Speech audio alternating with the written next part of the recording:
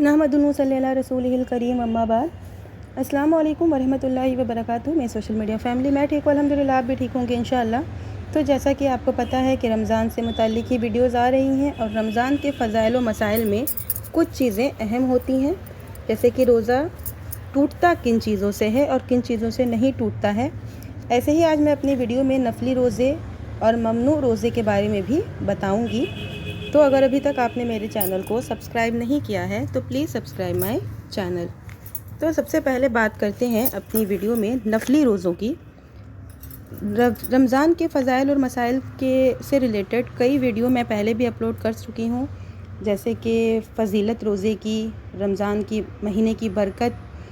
तो आप इन सब वीडियो को मेरी प्रोफाइल में चेकआउट कर सकते हैं। आज की जो वीडियो है वो भी फ़ज़ाइल व मसाइल, रमज़ान के रोज़े के फ़ज़ाइल व मसाइल, और इनमें जो बातें कवर करूँगी तो सबसे पहले नफली रोज़े। तो आपको बता दूं कि नफली रोज़े कौन कौन से हैं और कहाँ से साबित हैं। तो सबसे पहले आशूरा यानी मुहर्रम की 9-10 या 10-11 का रोज़ा, ये नफली रोज़ा है और ये बुखारी की रिवायत में है। ऐसे ही अय्याम बैज़ यानी चाँद की 13, 14, 15 तारीख़ का रोज़ा, ये अय्याम बैज़ के रोज़ा रखने की भी जो है ये हदीस से साबित है, सही बुखारी की हदीस है। और कहते हैं कि अगर अय्याम बैज़ का जो 13, 14 और 15 का अगर ख़वातीन को इस तारीख़ में अगर उनके पीरियड्स आते हैं तो वो इन रोज़ों को आखिरी तारीख़ यानी कि 27, 28, 29, 30 में महीने के आखिर में अय्याम बैज़ का रोज़ा रख सकती हैं, अगर किसी वजह से उनका 13, 14 और 15 का रोज़ा छूट जाता हो। तो ये अय्याम बैज़ के रोज़े की बात कर रही हूँ मैं। ऐसे ही ईद, शव्वाल के 6 रोज़े यानी कि रमज़ान के बाद जो शव्वाल के 6 रोज़े महीने के शुरू में लगातार रखें तो बेहतर है, तिरमिज़ी की रिवायत है। अरफा यानी 9 ज़िलहिज्जा का रोज़ा, ये भी बुखारी से साबित है। अय्याम अशर यानी ज़िलहिज्जा के इब्तिदाई 9 दिनों का रोज़ा, आप अय्याम अशर यानी कि ज़िलहिज्जा के इब्तिदाई के जो 9 दिन होते हैं इनका भी रोज़ा रख सकते हैं और ये तिरमिज़ी की रिवायत है। हर सोमवार और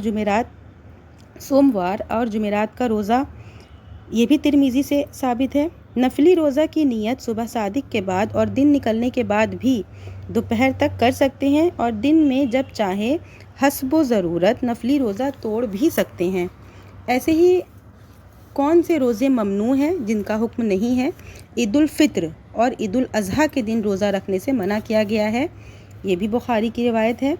अय्याम तशरीक़ यानी 11, 12 और 13 ज़िलहिज्जा को रोज़ा रखना मना है, लेकिन जो हाजी कुर्बानी ना कर सके वो अय्याम तशरीक़ में रोज़ा रख सकते हैं, बुखारी की रिवायत है। सिर्फ़ जुमा के दिन रोज़ा रखना मना किया गया है रोज़ा रखने से, लेकिन अगर आप ज़रूरत के मुताबिक, जैसे कुछ लोग छुटा हुआ रोज़ा रखते हैं तो आगे और पीछे मिला कर रखें तो जायज़ है, बुखारी की रिवायत है। शक के दिन में रोज़ा रखना मना है, मसलन इस शुबहे में कि हो सकता है रमज़ान का चाँद हो गया हो, 30 शाबान को रोज़ा रखना है, ये शक का रोज़ा है और इसे मना किया गया है, तिरमिज़ी की रिवायत है। सलामी का रोज़ा, मसलन रमज़ान आ रहा है इसलिए इसके इस्तकबाल में 1-2 रोज़ा पहले ही रोज़ा शुरू कर दें, ऐसा करने से भी मना किया गया है, ये भी ममनू रोज़े में है। अगर शौहर घर पर मौजूद है तो इसकी इजाज़त के बग़ैर नफली रोज़ा रखना औरत के लिए मना है। फ़र्ज़ रोज़े में इजाज़त की ज़रूरत नहीं है, फ़र्ज़ रोज़ा जो आपका रमज़ान में रोज़ा छूटता है, तिरमिज़ी की रिवायत है।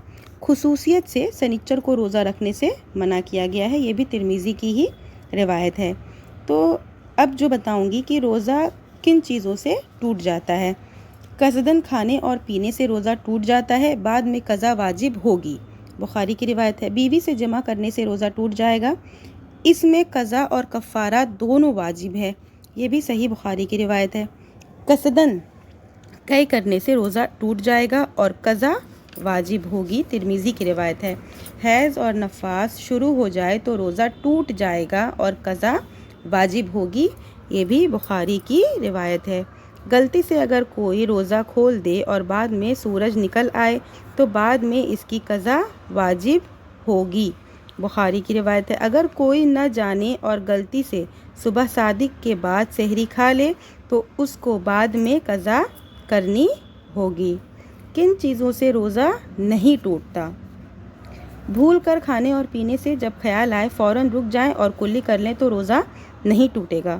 بخاری کی روایت ہے۔ جنابت کی حالت میں صبح صادق ہو جانے سے روزہ نہیں ٹوٹے گا، یہ بھی بخاری کی روایت ہے۔ بوقت ضرورت نمک چکھ کر تھوک دینے سے روزہ نہیں ٹوٹے گا، یہ بھی بخاری کی روایت ہے۔ صبح یا شام کو مسواک کرنے سے، مسواک تازی ہو یا سوکھی، روزہ نہیں ٹوٹتا ہے، یہ بھی بخاری کی روایت ہے۔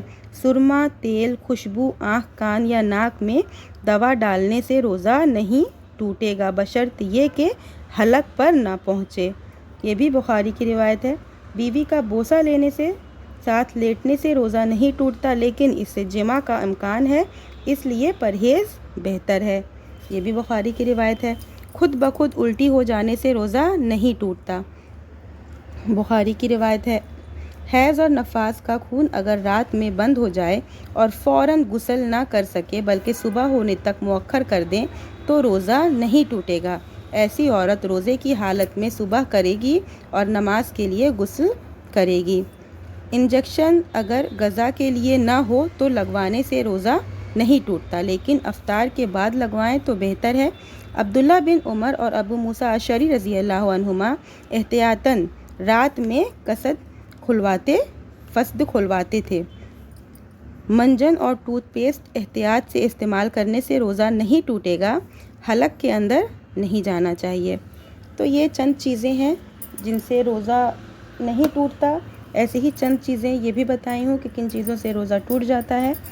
تو ویڈیو زیادہ لمبی نہیں کروں گی، امید کرتی ہوں آپ کو ویڈیو پسند آئی ہوگی۔ اگر آپ کا اس سے ریلیٹڈ کوئی بھی سوال ہو تو آپ مجھے کمنٹ میں پوچھ سکتے ہیں۔ تو ملتے ہیں نیکسٹ ویڈیو میں۔ اب آخر میں اللہ تعالیٰ سے دعا کرتی ہوں کہ اللہ تعالیٰ ہم تمام مسلمانوں کو رمضان کے مبارک مہینے میں اخلاص کے ساتھ توبہ اور استغفار کی توفیق بخشے، ہر قسم کی بدعات اور خرافات سے محفوظ رکھے، آمین۔ وآخر دعوانا الحمدللہ رب العالمین۔ ملتے ہیں نیکسٹ ویڈیو میں۔ وعلیکم السلام ورحمۃ اللہ وبرکاتہ۔